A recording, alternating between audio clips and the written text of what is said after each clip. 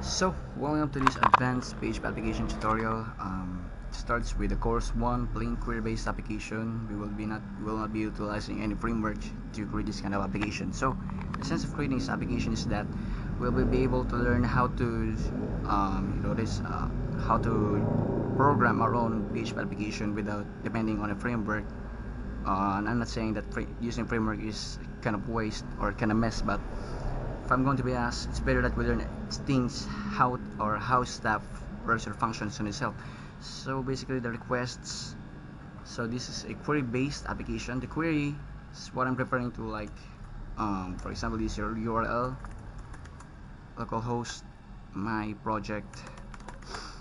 Then this is a get request. So page or ID is equal to 4 and username is equal to blah.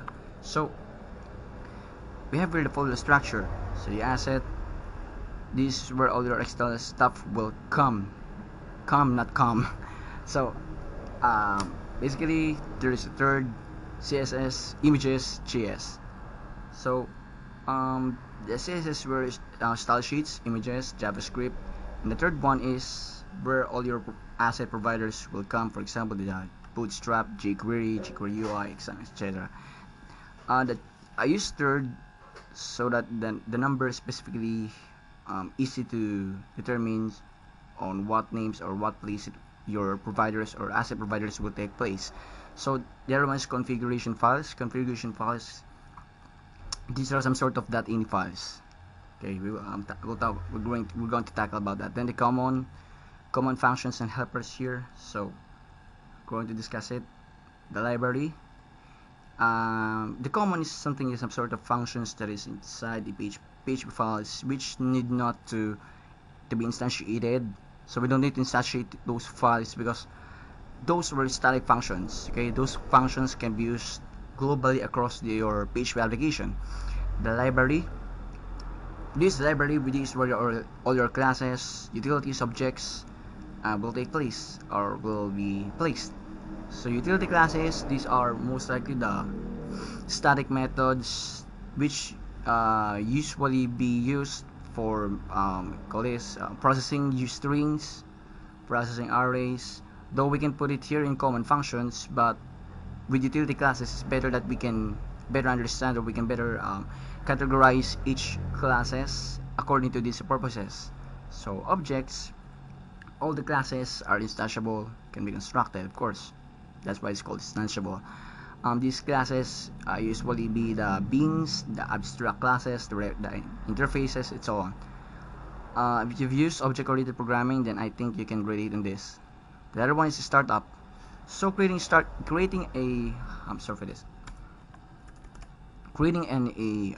PHP application is like you're creating your own operating system. So if you're creating your own operating system, you usually take place on creating the startup, okay, the boot start, okay. All the items will be loaded, all the processes that will take place the moment you start the application. So that's where the startup processes will take place, and UI, the pages, the headers, and the footers.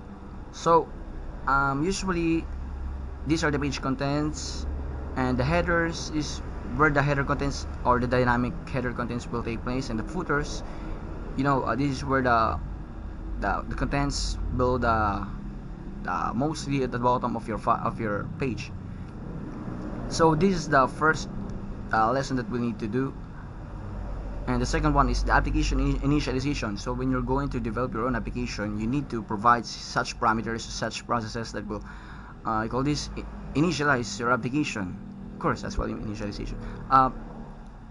These are stuff that will parse URL strings or URL requests, URI request, the get request, or this is where all the files or the classes will be loaded. This is where the index files will be determined. The libraries will be loaded based on utilities and objects. This is where the common classes or common functions based on the PHP files will be prepared, and that's all. I think that's initialization. Of course, another one is the error reporting. So if a standard application needs to have a log error reporting, error logging and error reporting, and the third one is processing URL query. So if we need to process the URL query, without the URL query, we will not be able to determine the user's want of, what kind of page wants to access or browse. And the fourth one is the rendering page, or the page rendering. This is where the headers pages, the header contents, footer contents, and the dynamic pages will be rendered. So of course, it will be based according to the query or the URL query which the user browse on. Fifth one is making sense of configuration stuff. What's the use of the configuration files we will put here in the config folder is how it will make sense in the fifth part. And the sixth part is the backend processing, the real thing. End of introductory. Actually, the backend processing is where all the posts, for example, you have the request, I've submitted the post data to the server. For example, if I'm going to sign up to the site or to the website or to the application, then this is where the backend processing will take place. Most likely, this will involve the objects, the utilities, and the common functions.